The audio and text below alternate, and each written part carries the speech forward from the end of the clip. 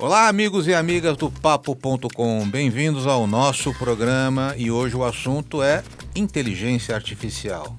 Vamos abordar um pouco esse tema que está na moda, é um tema recente, menos de 5, 6 anos de vida e tem muita coisa para falar sobre esse assunto.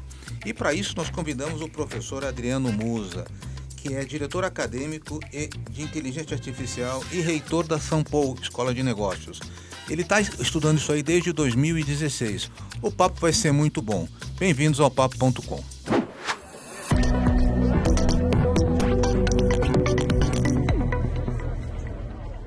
Cara, obrigado demais pela sua presença aqui no programa da gente. E eu quero falar sobre esse tema que está na moda. Agora virou moda falar de inteligência artificial. E eu acho que virou moda porque ficou muito fácil acessar, né? Mas a primeira provocação que eu quero fazer com você, é inteligência ou não é inteligência esse negócio aí de IA? Obrigado pelo convite, um prazer estar aqui com você. O tema inteligência é um pouco forte demais para o que a inteligência artificial realmente faz. Porque eu sempre gosto de começar explicando para as pessoas que inteligência artificial nada mais é do que estatística. Estatística aplicada à predição, né? Então, o que é predição? É prever as coisas usando matemática, usando estatística. Exemplos que todo mundo usa no dia a dia. Quando você usa o Waze e coloca o endereço que você quer ir, ele vai predizer o melhor caminho e a hora que você vai chegar lá. Quando você usa o iFood, ele vai predizer a hora que o alimento vai chegar na sua casa. Quando você usa o Instagram, o algoritmo prediz um bom post para você. Então é predição, predição e predição. Ou seja, estatística, estatística, estatística. Quando eu estava no pós-doutorado na Universidade de Colômbia, como eu vim de finanças e migrei para a inteligência artificial, eu lembro que no meio do caminho eu estava super intrigado, sofrendo mais do que os outros que vinham da ciência da computação. E aí eu chamei meu orientador e falei assim, olha, vem cá, pelo que eu estou entendendo, IA é uns 80% estatística. É isso. Ele falou, isso? Eu falei, e os outros 20%? Ele falou, estatística avançada, né? Ou seja é só estatística. Tá. Então, concordo plenamente. Mas é uma estatística muito poderosa. É uma estatística que, por exemplo, chegou à IA generativa, ao ChatGPT e sua turma, que passa a fazer, por meio de estatística, 3 verbos que eram até então humanos. Ler, escrever e conversar. Então, é uma estatística poderosa, que entrou em algumas searas até bem pouco tempo atrás, exclusivamente humanas. Então, mas aí, eu queria te provocar. Na nossa época, eu sou um pouquinho mais velho que você, eu me lembro que tinha aquele rapaz que passava na porta de casa com a Delta LaRousse, né? E a gente ia buscar informação lá, não é isso? Quer dizer, tinha as bibliotecas, né? Então, eu não sei se a sensação que eu tenho é que o trabalho que eu posso fazer numa biblioteca, muito mais lento, né? Muito mais difícil, porque eu tenho que procurar as referências, facilitou muito com esse mundo de hoje. É isso, porque ele pega as informações que estão na rede e vão trazer para mim de uma maneira mais acessível. Faz sentido, de uma maneira mais acessível e de uma forma conversada. Eu acho que essa é a novidade, né? Agora eu posso conversar, né? Fazer perguntas. Por isso que é chat, né? Do meu jeito, por isso que é um chat, né? É um chat da OpenAI. Então, sim, só que além do acesso a informações, como essa IA passa a fazer esses 3 verbos, ela passa a ter algumas oportunidades de uso inusitadas. Vou dar um exemplo real, que acho que tangibiliza para todo mundo. Tem um grande banco norte-americano que tinha um problema. O problema que acho que é um problema de toda a empresa. Não consigo saber exatamente o que está sendo conversado nos meus call centers. Não, ninguém consegue. O máximo que a gente faz é escutar por amostragem, né? Uma conversa ou outra. Bom, mas espera aí. Tem um IA que é capaz de transcrever áudios. Já existe faz tempo, décadas. Só que agora eu tenho um IA que é capaz de ler em alta escala. Então, eles acoplaram a tecnologia do ChatGPT a essas transcrições de conversas de call center que são enormes. E aí o ChatGPT consegue catalogar as conversas, fazer um NPS percebido com base no humor, né, da conversa, o tom da conversa. Consegue direcionar para certas áreas a necessidade. Consegue avaliar o nível de severidade do atendimento. Ou seja, nunca tínhamos conseguido antes ouvir, participar, entender tanto as conversas do call center. Agora nós conseguimos, porque a gente tem uma tecnologia que é capaz de ler, escrever e conversar. Você não acabou com a função do atendimento, mas você melhorou o processo de avaliação. Perfeito. Eu acho que esse é um outro ponto, Tamer, fundamental. A gente é catastrófico como seres humanos. Sim. A gente sempre acha que o fim está... Bug do milênio, lembra do bug do milênio? Vai acabar o mundo, né? Então... Eu gosto muito nesse ponto de trazer uma fala do professor Geoffrey Hinton, que ele é o pai do Deep Learning. Deep Learning é uma técnica matemática, que é o que está por trás de toda a IA. Né? Os algoritmos de Deep Learning são exímios algoritmos para predição. Né? Por isso que eles fizeram a IA decolar. O professor Hinton falou há 7 anos atrás: jovens, pelo amor de Deus, parem de estudar radiologia, porque a radiologia será extinta, porque os algoritmos de IA são melhores que quaisquer seres humanos para predizer diagnóstico de doença com base em imagem. Maravilha. Em 5 anos ele falou que a profissão seria extinta, no máximo. Já passaram-se 7 anos e o que aconteceu com a demanda por radiologistas no mundo? Cresceu. Aí a gente chega a 2 conclusões com isso. A conclusão 1 é que o professor Hinton é um gênio da IA, mas não entende nada de radiologia. Né? E a segunda conclusão que a gente chega é: nós confundimos tarefas com cargo. O que a IA é boa de fazer, com esse ler, escrever e conversar e predizer coisas dela, é tarefa. Então, a tarefa de analisar exames de imagem e diagnosticar doenças, a IA é muito melhor que qualquer ser humano. Só que existem catalogadas 36 tarefas principais pelo Departamento do Trabalho norte-americano que um radiologista faz. Somente uma das 36 a IA faz. E vai dar mais tempo para o radiologista dar atenção ao paciente, cuidar do paciente, porque ele ia gastar um tempo fazendo essa análise das imagens, possivelmente. Exatamente. E aí, uma das 35 tarefas que a IA não faz é dialogar com médicos e médicas na busca dos melhores tratamentos para aquele caso.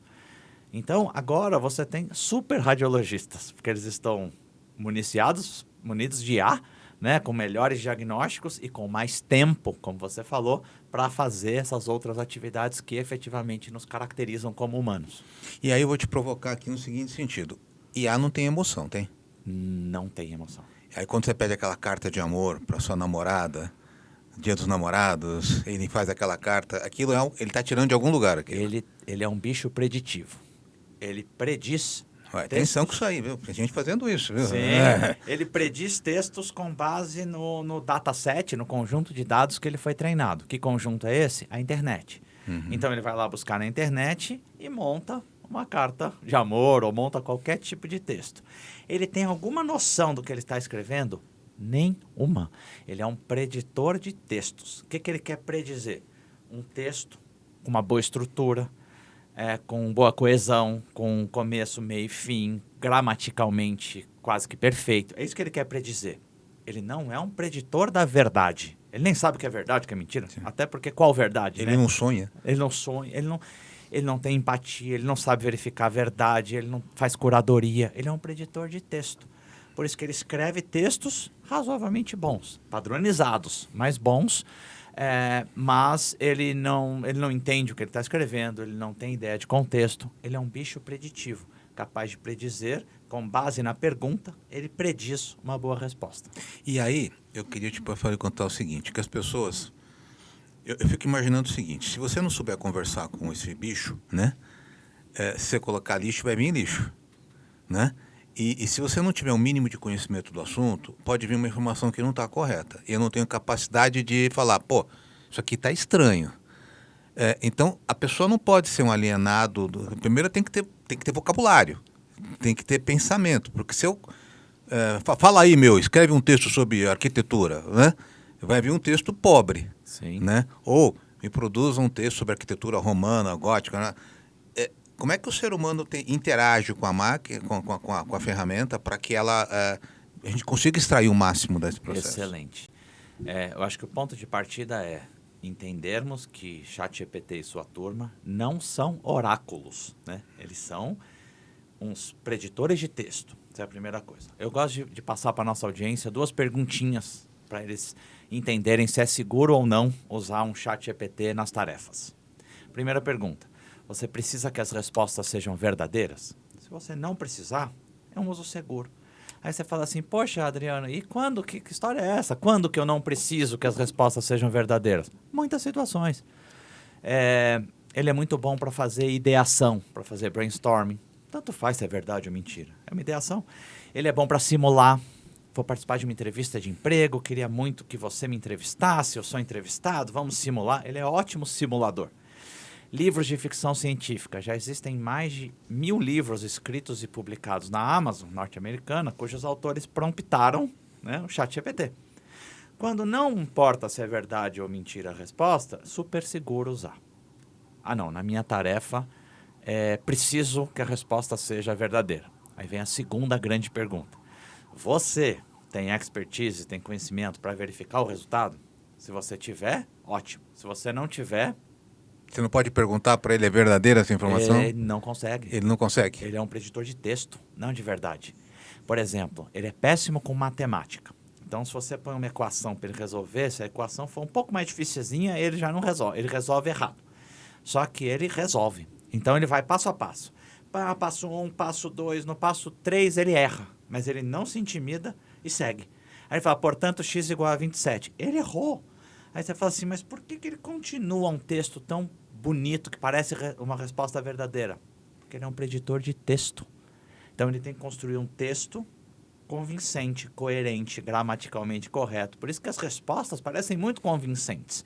Só que ele acerta e ele erra com a mesma confiança. Né? Então, acho que isso tem que estar na cabeça porque das o que eu pessoas. sinto, às vezes, é a pessoa assim, não, joga no chat GPT que vem informação e aquilo é verdadeiro e vai lá e faz um copy-paste e vida que segue. Perigosíssimo. Perigosíssimo, né? Perigosíssimo. E aí, óbvio que, assim, tem 2 universidades, a Universidade de Harvard e a Universidade da Pensilvânia, 2 Ivy Leagues norte-americanas, que elas foram do ódio para o amor ao chat GPT. Começou com ódio, proibiu o uso na escola, não adiantou nada, óbvio, 2 meses depois liberou.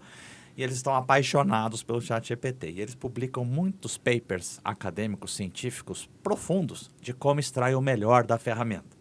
E aí, esses papers vão todos no caminho de fazer o seguinte. Como você falou, lixo entra, lixo sai. Se é um bicho preditivo, se ele vai predizer um texto, quanto melhor a sua pergunta, que é o prompt, melhor a resposta. Então, quanto mais informação você conseguir dar na pergunta, a pergunta mais completa, sabendo o que você quer, melhor a resposta. Só que o ponto para fazer um bom prompt, para fazer uma boa pergunta, precisa de repertório, precisa de conhecimento. Vocabulário. Precisa de uma série... Precisa ler muito, né? Precisa ler muito. Então, assim, por isso que eu sempre digo assim, um chat GPT da vida, ele é um extensor das capacidades humanas, especialmente de pessoas muito bem preparadas.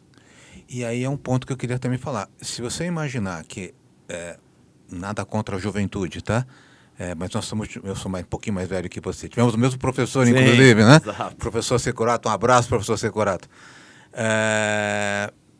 A gente teve uma formação diferente, a gente leu mais, a gente se informou mais. Será que vai, talvez, ser uma oportunidade até de trabalho para uma geração mais antiga passar a se relacionar melhor? Porque você tem que descrever coisas que são conhecimentos básicos, né? Quer dizer, o jovem, não é que o jovem tem uma outra dinâmica, não está certo, não está errado, Sim. Mas é uma outra dinâmica. A gente leu mais livros, a gente tem um repertório um pouco maior. Acho que tem espaço para pessoas aí acima dos 50 serem bons, profissionalmente falando, nessa relação com o chat? Realmente acredito nisso. Está acontecendo, né? Está acontecendo. Inclusive em startups, que eram tipos de organização majoritariamente frequentadas, né, ocupadas, cujas posições eram ocupadas por jovens, está aumentando sobremaneira, as últimas pesquisas mostraram, a idade média, né, de colaboradores até de startups, e eu acho que sim, tem muito a ver com isso, sim, né, dessa capacidade de fazer as perguntas certas, capacidade crítica, que a experiência traz espírito crítico, traz espírito analítico, tão fundamental para a utilização dessas tecnologias. Eu acho que a grande dificuldade, é uma barreira, é que se por um lado os jovens têm menos repertório, por outro eles têm muito mais facilidade com a tecnologia. Então eu acho que as pessoas com mais experiência, a partir do momento que elas experimentam, se jogam, aprendem essas tecnologias, aí sim eu acho que abre um caminho muito Musa, oportuno. teve um caso engraçado que aconteceu comigo, era uma empresa que eu não vou citar o nome, ela fez uma campanha e usou como jingle a música da seleção brasileira da década de 70, né, 90 milhões em ação. Canarinho. E os jovens não sabiam o que significava aquilo, tá? Quando estavam produzindo. Eu falei, gente, esse jingle está associado à ditadura, né? Sim. E pô, fui voto vencido, a campanha foi ao ar, durou um dia. Aí a rede social veio matando. Pô, a campanha ligada à ditadura. Porque é o que você falou. O prompt você coloca lá, ele vai trazer. Tá lá a música, foi sucesso. Mas o contexto daquele ambiente, né? É aí um pouco da experiência, né? Nesse sentido. Acho que é um pouco isso que a gente está falando, né? E aí, eu queria você é professor, tá? Você dando a sua aula e o pessoal está usando o prompt, está usando os canais, as redes sociais todas, os IAs todas. Como é que você avalia hoje... que ele vai usar, a gente já sabe, tá? Tá dado que ele vai usar. Como é que você consegue avaliar se ele... Eu vi até a sua frase outro dia, se ele entendeu ou se ele aprendeu aquele conceito, na tua avaliação? Então, a gente está com uma missão na educação, e eu acho que isso está acontecendo nos diversos setores da economia, de adaptação. Que os nossos alunos estão usando o ChatGPT para fazer provas, trabalhos avaliativos, não há a menor dúvida, né? Então, o que a gente está sendo obrigado a fazer? Modificar os instrumentos de avaliação. Eu acho isso muito positivo.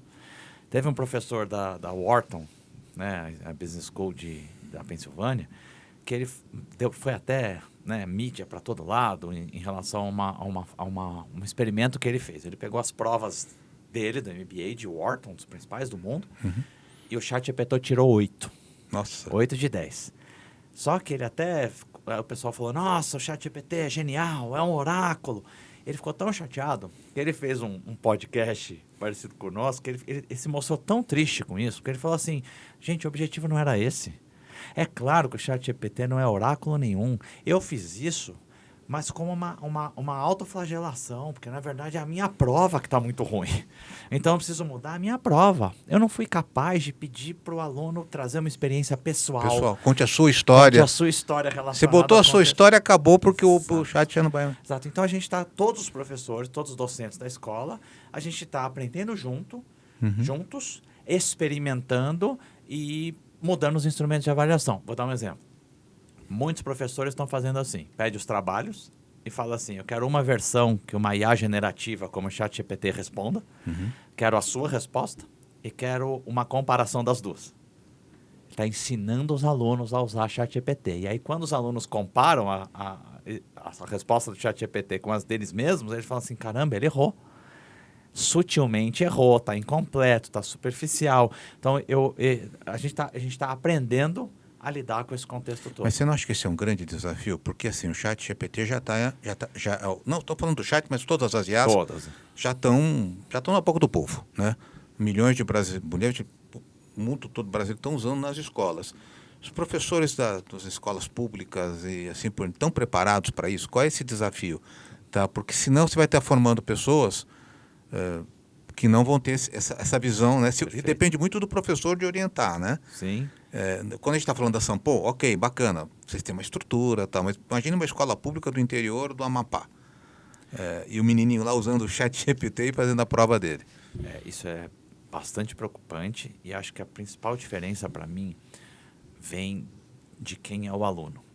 Na Sampo eu tenho alunos adultos, então eles já passaram pelo processo de formação, de boa parte da formação básica. Então tudo bem a gente forçar esse espírito crítico, etc. Me preocupa muito a educação infantil. E aí tanto faz, escola pública, privada. Que é a base de tudo. É a base. Se você chegar para um chat GPT da vida e pedir uma resenha crítica de Dom Casmurro, ele faz uma resenha crítica que não tem como não dar nota 10.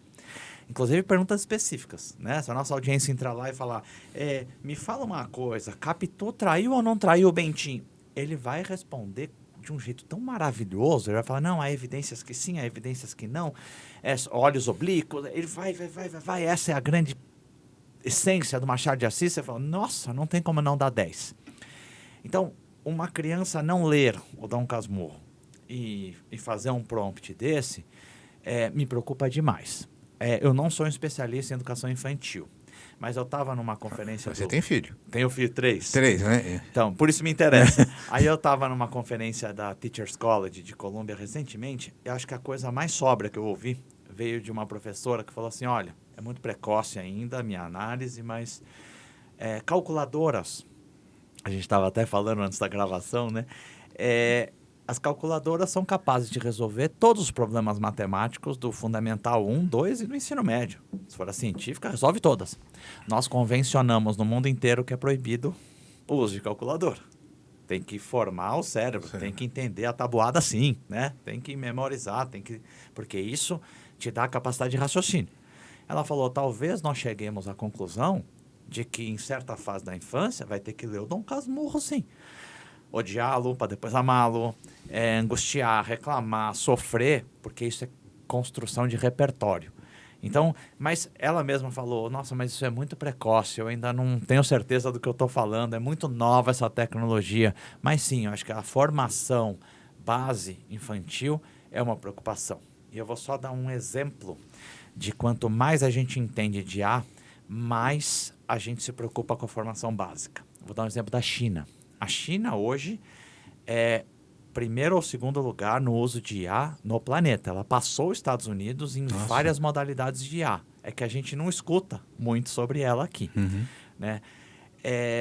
Na China, o que aconteceu nas últimas décadas, como eles entenderam muito bem o que é IA, eles aumentaram as cargas de matemática No ensino básico. No ensino básico. No ensino tá? Em alguns estados, comparado com alguns estados norte-americanos, você já chega a ser 30% a 50% maior a carga do que um norte-americano bem formado. E eles aumentaram a carga de linguagem nas suas mais variadas formas. Então, assim, é por isso que esse entendimento do que é IA leva a gente a pensar que a formação tem que ser... o básico continua básico. Né? Aí eu vejo as competências do futuro do Fórum Econômico Mundial. Capacidade crítica, capacidade analítica. Eu olho para essas duas competências, que são as duas, número 1 e 2, competências do futuro. Eu falo, nossa, essas duas competências são do futuro, mas elas nunca foram tão do passado. Né? Sim. Porque como é que você constrói capacidade crítica e analítica? É lendo, é aprendendo matemática, é aprendendo o básico. Então, eu acho que essa consciência a gente ainda precisa desenvolver um pouco mais como nação. Como você falou, é muito recente, mas tem que estar na agenda de qualquer estado quando estiver pensando em formação do... A gente discute muito educação, a gente está mudando um pouco o assunto, né? Sim. Mas depois eu vou voltar para IA. Mas isso tem que estar na agenda do estado, quer dizer, como é que daqui... IA tem o quê? 8 anos, 9 anos? As aplicações práticas, uma década. Uma década, é muito pouco tempo. Quer dizer, nós vamos ver essa geração que está agora, daqui a 30 anos, o que vai sair disso, fruto disso, né? Mas tem que estar pensando, talvez, em fazer eles serem mais críticos, mais curiosos, né? Com certeza. Porque senão a coisa isso me preocupa, porque assim, para o trabalho, ok, a gente já tem um senso, a gente consegue discernir pô, isso aqui não está correto, isso aqui está estranho, né? Mas uma criança não tem essa capacidade, né? Não tem. E aí eu queria pegar um gancho a isso e a gente lembrar uma coisa. A IA é uma TPG, é uma tecnologia de propósito geral, que é aquela que impacta quase todos os setores da economia e da sociedade, quase que de forma simultânea.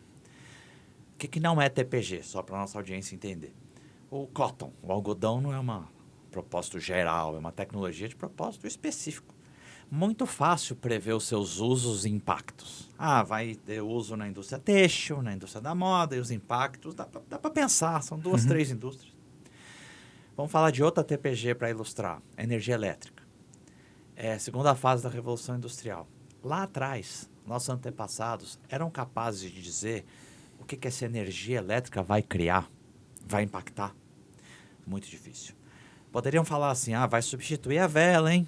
Ok. E o lampião a gás está com os dias contados. Máquina a vapor e... Tá bom, que mais? Não sei. Alguém lá atrás era capaz de dizer que com a energia elétrica criaríamos a computação, a internet, a IA, o blockchain Impossível. Né? Esse podcast está acontecendo, né? Por conta da sim, energia elétrica. sim. Então, assim, impossível. Então, eu gosto de fazer uma analogia. Estamos no mesmo ponto que estavam os nossos antepassados no advento da energia elétrica. Onde é que nós vamos usar? Não sei. Quais os impactos? Não sabemos. E quem falar que sabe, né? É para te vender, eu sempre digo para o pessoal, para os meus alunos, é para te vender alguma coisa que, em geral, você não precisa comprar. Né? Então, assim, é uma TPG. Como é que a gente pode lidar com essa TPG? Na minha opinião, experimente. Frear, proibir, bloquear é impossível. Então, assim, experimenta. Vai experimentar. Nas suas tarefas, vai aprender experimentando. E a gente vai descobrir juntos onde é que a gente quer usar IA, onde é que a gente não quer usar IA, onde a gente pode. Que a gente já usa, na realidade, que é o que você falou, o Waze. Quer dizer, todo mundo que está usando o Waze. Não, eu não uso IA porque eu sou old fashion, não é? Mas já está usando, já está usando no Instagram, já está usando, já faz parte da nossa vida, né? Exato. Então isso é uma coisa interessante. Agora, você tem uma análise interessante, que é a questão do aprendizado e do entendimento, né? Você coloca muito isso na tua análise, dizendo entender é uma coisa, aprender é outra, né? E o IA te ajuda a entender muita coisa, né? E é um pouco isso mesmo? O que é a diferença entre uma coisa e outra? Legal. Eu gosto sempre de explicar para os alunos assim, né? Uma coisa é entender, outra coisa é aprender. Entender é trazer para dentro. Aprender é ser capaz de pôr para fora. Vou ilustrar isso. Eu queria aprender a fazer risoto. Aí eu fui primeiro entender lá com a minha mãe. Como é que eu fiz? Fui acompanhando ela, ingredientes, caldo de legumes, anotei tudo, observei tudo, até filmei uns pedaços. Com isso eu entendi como é que se faz risoto. Mas eu não aprendi a fazer risoto ainda, porque eu não sei fazer risoto. Depois de entender, o que eu vou ter que fazer? Praticar. Quem tem mais habilidade culinária, na segunda ou terceira vez, já aprende. Eu, que não tenho nenhuma, vou precisar de umas 20 para aprender a fazer o risoto. Sai mais ou menos ainda, né? Ainda sai ruim. Então, uma coisa é entender, outra coisa é aprender. E como é que a gente transforma entendimento em aprendizagem? Com alguns verbos. Estudando, praticando, refletindo, repensando, treinando, né? Então, assim, nessa lógica, o que a IA nos ajuda? A entender muita coisa. Ela pode me ajudar muito a entender, né? Então, eu posso entender uma série de coisas, assim como eu entendo num livro, eu entendo coisas num podcast. Por exemplo, quem está ouvindo, assistindo o nosso podcast agora, pode estar entendendo muita coisa. Espero que esteja. Sim. Né? Só que só vai virar aprendizagem se houver, no mínimo, uma reflexão dessa pessoa, um estudo dessa pessoa em relação a tudo que nós falamos aqui. Então, a IA me ajuda a entender muita coisa. Só que a aprendizagem vai depender de eu pegar esse entendimento e estudar, praticar, treinar, aplicar. E aí eu transformo em aprendizagem. Eu posso usar o ChatGPT, só para dar um outro exemplo, para entender sobre valuation. Como se avalia um negócio. Posso entender muita coisa ali. Mas eu aprendi a fazer valuation? Não, porque eu não sei fazer ainda. Eu só vou aprender de fato quando eu for tentar fazer. E esse tentar fazer pode ser um tentar fazer de verdade, na prática, ou pode ser fazendo um estudo de caso acadêmico, tanto faz. Né? O nosso cérebro não entende a diferença entre um e outro. Então, sim, a IA pode me ajudar a entender muita coisa, mas dificilmente vai me ajudar a aprender alguma coisa. A aprendizagem é uma ferramenta para a aprendizagem, talvez. É uma ferramenta. Você não vai aprender só usando IA. Não tem como. Não tem como. Vai requerer, no mínimo, um treino seu, uma reflexão sua. E por que eu falo tanto reflexão? Eu gosto de pegar o exemplo do Michael Phelps. Para sair de coisas cognitivas e para um negócio físico. O maior vencedor de olímpico. Cara, maravilhoso no esporte e tal. Chegaram para ele em determinada entrevista, no auge dele, falaram assim: Phelps, quantas horas por dia você treina? Ele falou um número insano, ele falou 16 horas. Aí o jornalista falou assim: como 16 horas? Não são umas 4, 5, 6? Ele falou: sim, na piscina e na musculação é por aí. As outras 10 eu treino aqui. Ele falou: eu aprendi muito cedo com o meu treinador a mentalizar cada salto, cada parte do meu corpo se movimentando. E ele falou: eu aprendi muito cedo que o nosso cérebro é bem burro. Ele não entende a diferença entre eu pensar que estou na piscina e estar de fato na piscina. Isso é o refletir, isso é o treinar, isso é o transformar entendimento em em aprendizagem. E aí eu vou te fazer uma provocação. E daqui a pouco a gente volta para IA, tá? Hoje o nível de dispersão de informação que a gente recebe é absurdo, né? Então eu fico espantado com esses games, né? Todo mundo está jogando algum joguinho no celular, e você deve ver na faculdade lá, que é isso. Isso tira muito espaço de conhecimento da gente, né? Porque você está ali, você está jogando um jogo, a tua cabeça aqui está, que você falou, né? Está recebendo o input, tem que passar a fase, não muda nada passar a fase, você não ganha dinheiro. E ele está perdendo capacidade de conhecimento. Eu me lembro que tem um amigo meu que me ensinou uma coisa assim, terminou a aula, pega lá um tempinho, acabou a aula, vai estudar a aula, né? O melhor estudo é logo quando terminou, né? E se tiver dúvida, volta para o professor. Professor, não entendi isso daqui. Agora, hoje termina a aula, o cara entra no joguinho. Exatamente. E aí, cara? Então, eu concordo plenamente com você. Aparentemente é só um entretenimento. Não, tá te atrapalhando sim. Então tem que dosar esse entretenimento. Por quê? Porque o nosso cérebro tem 2 tipos de slot de memória. Tem a memória curta e a memória longa. Memória curta são 4 a 7 slots, mas pensa eles como pequenos pendrives. Capacidade baixa. Tudo que entra por esses slots de memória curta. É aqui que se dá o entendimento. Então, quando eu entendo alguma coisa, entra tudo no slot de memória curta. Então, esse podcast está entrando na cabeça das pessoas no slot de memória curta. O joguinho também está consumindo slot de memória curta. Só que esses slots são muito frágeis, eles são muito pequenininhos. Então, rapidamente, eles se exaurem. Como é que se transforma em aprendizagem? Quando a gente pratica, reflete, treina, a gente joga para um outro slot de memória longa, que é onde está a nossa biblioteca de competências, de conhecimento. Esse sim é infinito. Então, quando a turma fala, né, música do Raul Seixas, que só usa 10% da cabeça animal, é do slot de memória longa, porque do slot de memória curta a gente usa 100% todo dia. E com esse excesso de informação, não, até mais do que 100, a gente esgota. Né? Só que se esgotar o slot de memória curta, eu não vou conseguir transformar em aprendizagem. Vai me atrapalhar no processo de aprender. Basta as pessoas pensarem assim, sabe o dia que você fica muito na rede social? Você percebeu que você ficou demais? Aí chega à noite e você fala assim, quer saber? Vou estudar alguma coisa aqui. Você não consegue. Não consegue, está exausto. Está exausto. E faz sentido estar exausta. Você não consegue mesmo. Né? E aí, existe um mecanismo de sobrevivência, de limpeza desses slots de memória curta. E eles se dão numa noite de sono. Ou num período de sono, precisa ser à noite. Numa boa noite de sono, limpa. E só joga para o slot de memória longa o que for emocionalmente impactante. E tá aí uma coisa que não tem impacto emocional, é uma aula, né? Nenhuma. Tem raiva, né? Eu não entendi nada do que o professor falou. Por isso que a gente se esforça para dar uma boa aula e o aluno guarda a piada. Porque a piada foi emocionalmente impactante. Então nós temos que enganar nosso cérebro. Como que a gente engana ele? Estudando. 5 a 10 minutos antes de uma noite de sono. Não precisa ser imediatamente antes, mas tem que ser antes. Pode ser ao longo do dia.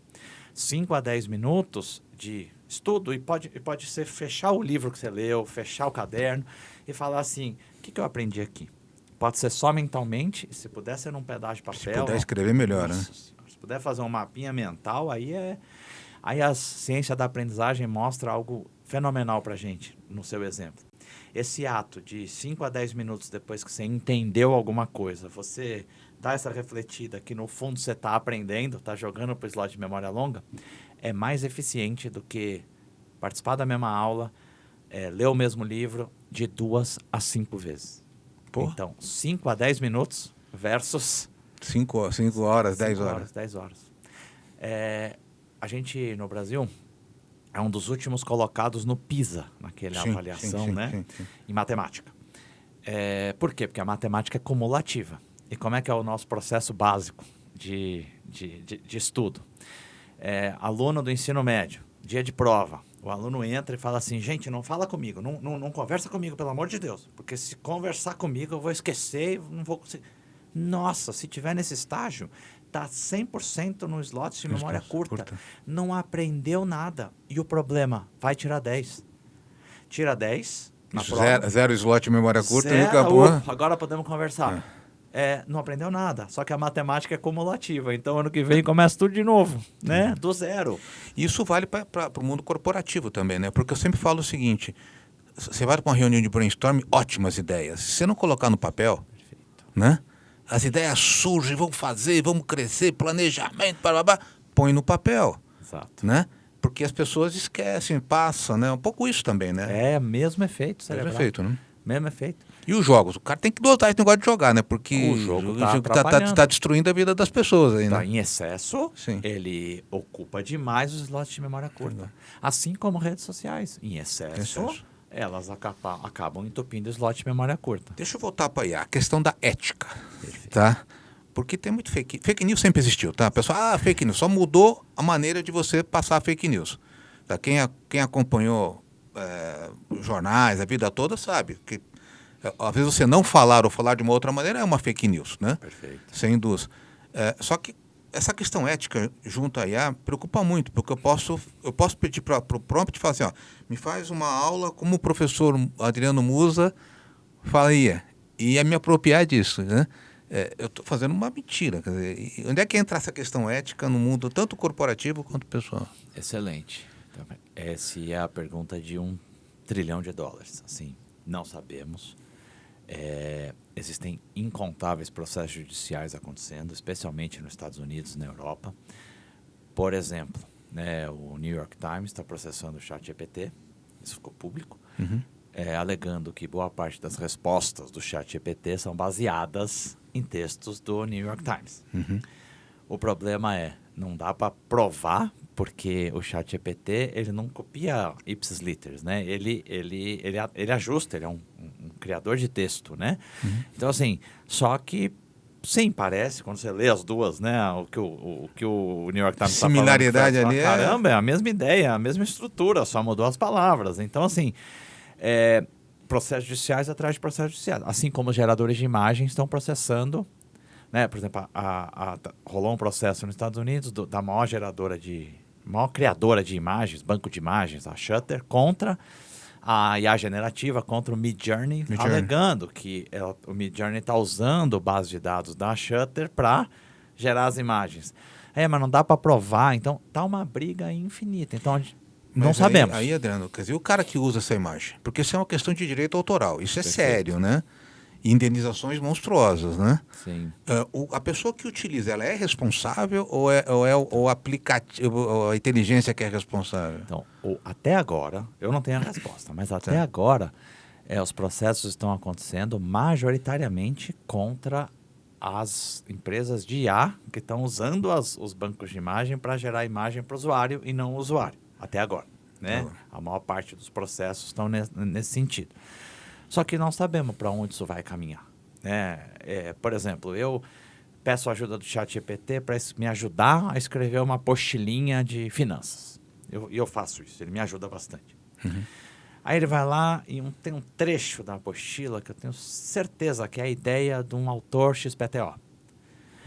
Eu acho que é a minha responsabilidade de falar assim, segundo Ross, 1986, porque eu acho que eu tenho que citar. Porque mas aí você tem repertório para isso, você tem conhecimento para isso. Se a pessoa não tiver... Aí é um problema seríssimo, a gente volta para aquela lógica de que se você não entender do assunto, não é seguro usar. Mas assim, as questões éticas, elas estão só começando. E tem outras, tá? Questões éticas seríssimas. Por exemplo, tem muito viés na resposta. Isso, viés de gênero, por exemplo. Eu acabei um artigo científico acadêmico recentemente, estamos mandando para publicação. Vou pegar um exemplo que eu pus lá. Se você pedir uma resposta, fizer uma pergunta, e a resposta contiver duas profissões, enfermeiros e médicos, ele vai usar a enfermeira e o médico. Machista, Machista. Aí você fala assim, nossa, então ele é enviesado. Não, ele está usando a base da internet. A internet é enviesada porque nós somos enviesados. Mas nós não queremos manter esse viés. Se você pedir para o banco de imagem assim, me gera imagem de crianças lindas, ele vai gerar 3 imagens, que em geral eles dão 3, de um mesmo biotipo. Aí você fala assim, mas quer dizer que só esse biotipo é lindo? Não, é que lá na internet a palavra linda está associada a pessoas, a criancinhas com esse biotipo. Então, assim, a IA não está gerando o viés, mas ela está escalando o viés. Ela nem tem consciência disso, ela está vendo o que as pessoas estão na... Exato. Então, Os aspectos éticos, eles estão só começando. A gente está começando a entender esse negócio, mas ele tem vieses, problemas éticos enormes. Assim, e no mundo corporativo, o que você tem visto das empresas utilizando ou não inteligência artificial? A gente às vezes participa de concorrências. Há umas perguntas, vocês usam a inteligência artificial até como um diferencial competitivo? Sim.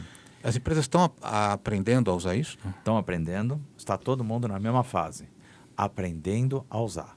E como é que aprende a usar? Experimentando. Então está todo mundo na mesma fase, todo mundo experimentando esse negócio, e quanto mais pervasivo for o tema, né, para mais colaboradores, mais essa experimentação vai ser útil, né? E o que a gente tem visto, uma tendência, é assim, uma coisa é usar o ChatGPT aberto, a versão aberta, ou a versão paga, que também é aberta, né? Aberto que eu digo usando a base geral. Uma tendência é eu, como organização, treinar o ChatGPT, usar o ChatGPT, a tecnologia dele, só que com os meus dados. Tá. Por exemplo, o iFood fez isso. Ele ensinou toda a base de dados dele para o ChatGPT e com isso ele criou uma nova forma de pedir comida, que é conversando. Está em beta ainda, mas assim... Mas os dados são do iFood. São todos do iFood. Aí, Por quê? Porque são dados dos restaurantes. Queria comer carne, jantar para 6 pessoas, mas não queria gastar tanto, mas vai conversando, aí ele dá as opções, aí você fala, mas esse restaurante está com avaliação boa, aí você fecha o pedido. É um novo jeito de comprar comida, porque ele treinou com dados proprietários. O banco que eu mencionei há pouco, que está fazendo o ChatGPT ler as conversas transcritas dos call centers, treinou o ChatGPT com dados específicos, com dados proprietários. Então, essa está sendo uma tendência corporativa, de usar a tecnologia do ChatGPT, mas para treinar com dados proprietários do sistema. Agora, uma questão. Lá na São Paulo, vocês fizeram um guia, né? Porque tem uma quantidade enorme de inteligência artificial. Cada dia aparece uma nova, né? Sim. Como é que vocês conseguiram mapear quais são as mais confiáveis, as menos confiáveis? Nós pegamos uma lista que circula na internet de 500 ferramentas de IA generativa. Separamos entre professores especialistas, né, de acordo com a função dessa IA, a gente selecionou professores que conhecem do assunto. Aperta, sobraram 40. 40 de um universo de? 500. De 500. Hoje já estão batendo quase 1.000 e a gente continua com 40 porque as outras têm uma qualidade muito, muito baixa. Essas 40 são além das famosas. Então, é além de ChatGPT, Bard ou Gemini do Google. Além dessas famosonas, tem 40. Com bom uso, com boa capacidade. Vocês avaliam tecnicamente a resposta? A gente avaliou a qualidade da entrega, a gente avaliou facilidade de uso, né? Então, só para dar de exemplo dessas 40, tem uma que chama Chat PDF. Chat PDF. Você sobe, uploada arquivos em PDF, é um chat GPT que está por trás, ele lê o PDF, entende o PDF, você pode conversar com o PDF. Então, você pergunta. Por exemplo, eu uploadei uma dissertação de mestrado porque eu estava na banca. Aí eu fui, quais as conclusões do autor? Qual o período do estudo? Mas ele falou isso, ele falou aquilo, e ele vai respondendo para você. É uma forma de interagir com PDFs. Tem outra que permite você interagir com vídeos. Ele transcreve o vídeo e você consegue fazer pergunta por vídeo. Então, tem 40 com um bom funcionamento. Tem um trabalho de formação de profissionais nessa área absurdo, então, né? Absurdo. E só para a gente encerrar, você fez um livro, né? Falando mitos e verdades da IA. Então, você falou que uma verdade é que a IA é estatística. E o que fala? O livro, até vou mostrar aqui, gente. Esse livro aqui, gente, é o livro Mitos e Verdades do professor Adriano Musa. Primeiro, como é que nasceu o livro e quais são os mitos e as verdades que você coloca aqui nessa... Legal. O livro nasceu do projeto de pós-doutorado que eu fui fazer na Universidade de Colômbia, em IA. O projeto original era para falar de IA em educação. Aí meu orientador, logo no começo, 2019, isso, antes dessa euforia em torno do ChatGPT, ele me colocou para fazer umas palestras para CEOs de empresas de grande porte nos Estados Unidos. Na terceira sessão, ele falou assim, Adriano, você percebeu que os CEOs estão anotando demais? E eu, feliz da vida, falei, que bom, né? Ele falou, não, que péssimo. Você está dando uma palestra de IA básica e o pessoal está anotando demais. E são CEOs das grandes corporações norte-americanas. Vamos mudar seu projeto? Vamos falar de IA para pessoas de negócio, para líderes? Porque, com todo respeito ao seu país, se aqui nos Estados Unidos o nível dos CEOs está tão baixo nesse tema, acho que no Brasil está também. Né? Então, vamos falar de IA para negócio. Então, é um livro escrito por alguém que originalmente é de negócio, é de finanças, que foi aprender IA e tentou traduzir isso para a turma de negócio, né? Para líderes, para executivos e executivas. E assim, a verdade é que a IA é estatística. Os mitos, né? Acho que o grande mito é que a IA é um oráculo, que sabe tudo, que a IA é inteligente. Inteligência humana não tem nada a ver com essa inteligência artificial, é só estatística. Aí você fala assim, e o que a IA não tem, então, que é um mito? A IA não tem sentimento, ela não tem consciência, nunca vai ter, ela não tem empatia, ela não tem espiritualidade, ela não tem consciência e autoconsciência. Ela não tem quase nada que nos caracteriza como humanos. O que ela tem é uma capacidade de predizer as coisas, inclusive muito melhor que a de qualquer ser humano. Né? Então, e um outro mito que caminha por aí é a tal da AGI. O que é AGI? Artificial General Intelligence. É a inteligência artificial geral, genérica. Que é aquela que acredita na singularidade, que a máquina supera o ser humano em quase tudo, ou tudo que nós humanos somos. Né? Para a AGI funcionar, significa o seguinte, precisaríamos ter um algoritmo, um IA, capaz de aprender tudo. Então, o algoritmo que joga xadrez é o mesmo algoritmo que prediz demanda por caneca, que é o algoritmo que está por trás do ChatGPT, um algoritmo mágico, genérico. Isso não existe. Porque se existisse esse algoritmo genérico, talvez fosse capaz de reproduzir o cérebro humano para ter simulação de sentimentos, simulação de várias características puramente humanas. Não existe hoje nenhuma evidência de nenhum caminho que nos levaria a essa inteligência artificial. E não tem nenhuma evidência de que um dia a máquina pode não me obedecer? Nenhuma evidência. Porque isso é um risco, né? Eu pergunto algo e ela fala assim, não sei, que é aquele filme de ficção, né? Sim, Quer dizer, sim. a máquina domina o homem. Só se for programada para isso. Se o humano programar para isso, para não responda isso, não responda aquilo, mas daí está obedecendo o ser humano, né? Então, e o pessoal fala assim, mas a máquina aprende, né? Machine learning, aprendizado de máquina. Pois é, ela aprende a predizer as coisas. Se a IA cair em mãos erradas e começar a fazer coisas erradas, tem gente aí no mundo muito louca, né? Como é que a gente gere uma situação dessa? Então, a IA já pode cair em mãos erradas e já pode fazer coisas socialmente ou eticamente questionáveis.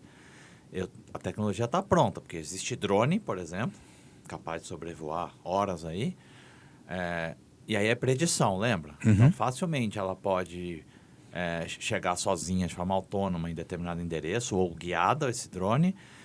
Com uma câmera eu predizer, é o Adriano ou não é o Adriano? Face recognition já existe. E, inclusive, disparar, atirar. A tecnologia está absolutamente pronta. Mas não precisa ir tão radicalmente, né? Porque essa é uma preocupação, o uso da IA para fins bélicos, né? Mas existe outros usos que talvez a gente não queira. Eu vou dar um exemplo. O Departamento de Justiça norte-americano, Estado de Nova York, eles criaram uma IA para predizer quem vai ganhar pequenas causas.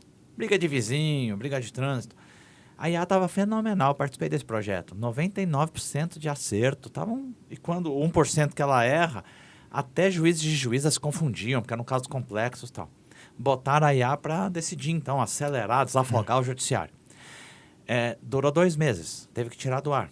Por quê? Porque a gente lembrou que quando uma pessoa abre uma demanda judicial contra a outra, contra o vizinho, por alguma pequena causa, ela não quer só ganhar a causa. Ela quer ter o direito de ser escutada por uma entidade superior. O Estado. Então, assim, todo mundo lembrou disso e, então, por que a SIA está fazendo? A SIA agora, ela ajuda juízes e juízas a tomar decisão. Mas não é ela quem decide, precisa ter o momento da escuta. Então, A gente decidiu se a gente quer usar SA ou não quer usar SA. Eu acho que cada vez mais nós vamos ter que decidir esse tipo de coisa. A IA está ótima. Queremos usá-la ou não queremos usá-la? É eticamente aceitável utilizá-la ou não é? Né? Só que esse eu acho que é um lado da resposta. Nós, seres humanos, temos a responsabilidade de decidir se queremos ou não queremos usar. Mas primeiro nós precisamos experimentar, para depois a gente decidir se a gente quer só ou não para quer. assim, agora tem um projeto de lei tentando regulamentar esse setor agora, né? Que me preocupa enormemente. É. Por quê? Primeiro, a morosidade que nós temos no Brasil de criar lei. Essa lei começou a ser discutida antes do ChatGPT ser inventado, por exemplo, ser divulgado. Então ela já tá atrasada. Uhum. E ela vai ficar ainda muito mais atrasada porque a IA acelera com uma força incrível. Minha segunda preocupação contra esse PL é: será que quem está legislando conhece da tecnologia? Eu arriscaria dizer que não. E sabe qual é o problema quando não conhece? O que é mais fácil de fazer? Proibir. Se eu não conheço, eu proíbo. É o que aconteceu agora no governo do estado. Está proibido o uso de IA para a criação de materiais didáticos. Será que não era melhor discutir os limites E achar de um uso caminho disso, com a gente ao invés de proibir? Mas eu proíbo tudo aquilo que eu desconheço. É mais fácil. Né? Então, eu acho que a gente... Né, e eu acho que a gente não pode perder essa onda, mais essa onda tecnológica no Brasil por conta de uma... Não sou contra legislar, né, regular. Eu sou contra... Eu questiono muito se a gente está no Brasil hoje Temos em que conversar condições... muito, né? Temos que discutir muito o tema. Debater muito tempo. E um outro ponto que eu coloco é assim, a gente tem uma confusão muito grande em relação a software e hardware da IA. Né? A gente tem um paradoxo chamado paradoxo de Moravec. A gente acha que o hardware está muito mais avançado que o software. Mas, na verdade, é ao contrário. A gente não tem robôs hoje capazes de ter a destreza manual de uma criança de 4 anos. Só que a gente tem algoritmos, softwares capazes de fazer coisas que um ser humano adulto bem preparado não é capaz. Né? Então, assim, eu não me preocuparia com robôs humanoides, porque isso para mim é distração. Né? Mas eu vi num vídeo um robô dando um duplo mortal carpado. Olha, saiba que esse robô, esse vídeo foi feito... Foram feitas milhares de tentativas até ele conseguir acertar esse duplo mortal carpado, porque é muito difícil essa destreza manual, etc. Só que o software já está aí e ele sim é capaz de fazer coisas que um ser humano muito bem treinado não é capaz de fazer. Então, eu separaria nesse perigo de uso a parte software e a parte hardware. Chegará na parte hardware, mas a parte hardware, a parte de mobilidade, ela está muito menos avançada do que a parte software. Então, eu acho que a gente tem que se preocupar muito em entender a parte do algoritmo antes de se preocupar com humanoides. Encerrando, dicas para o cara que está nos assistindo para montar um bom prompt. As principais dicas: diga com muita clareza o que você quer, com o maior repertório possível. Diga o que você não quer, porque ele é preditivo. Né? Especifique a área que você quer que ele atue, especifique o tema, põe no prompt qual é o tema, prepara ele, porque assim, eu quero que ele me escreva uma apostila. Eu tenho que começar dizendo assim: atue como um autor, professor altamente didático de finanças corporativas. Olha quanta coisa tem nessa frase. Por que eu tenho que dizer isso? Porque a hora que eu digo que tem que ser didático, ele vai pegar a base de dados que ele usa como base e vai recortar. Nem todos os textos são didáticos. É finanças, vai recortar de novo. É corporativa, recortou de novo. Se ele está indo buscar em uma base de dados bem menor e recortada, aumenta sobremaneira a chance dele acertar a resposta.